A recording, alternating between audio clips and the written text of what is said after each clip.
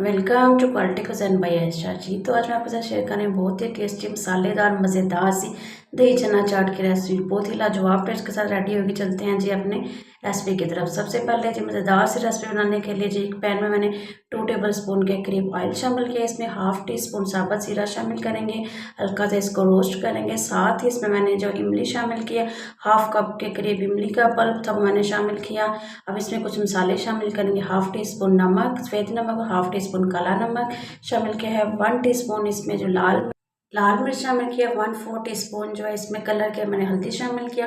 Half tea spoon इसमें मैंने पिसा हुआ जो है गरम मसाला शामिल किया है। लास्ट में मैंने इसमें जी 1/4 टीस्पून जो है अदरक पाउडर शामिल किया। अगर अदरक पाउडर नहीं है तो इसमें आप फ्रेश भी अदरक यूज़ कर सकते हैं। आप इसमें शामिल करेंगे जी चने वज़न के हिसाब से 1 पाव के करीब। मैं इनको ओवरनाइट भिगो के मैंने अच्छी तरह से जो है इसको उबाल लिया था, सॉफ्ट कर लिया था। तो अब इसको अच्छी तरह से मिक्स करेंगे और इमली के पानी में अच्छी तरह से पका लेंगे।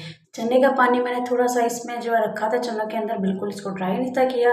अब इसको अच्छी तरह से पकाएंगे मीडियम फ्लेम पे जब तक चने अच्छी तरह से खुश्क नहीं हो जाते।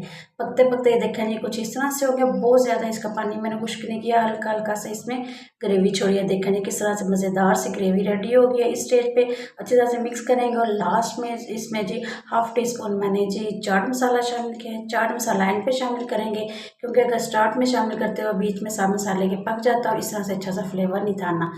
उसके बाद इस मसालेदार चना को हमने जी सर्विंग डिश में शिफ्ट कर दिया। ठंडा होने के बाद इसमें शामिल करेंगे जी बारीक कटे हुए प्याज, थोड़ा सा पुदीना धनिया बारीक कटा हुआ इसमें जाएगा। साथ इसमें जी बारीक कटे हुए टमाटर शामिल करेंगे।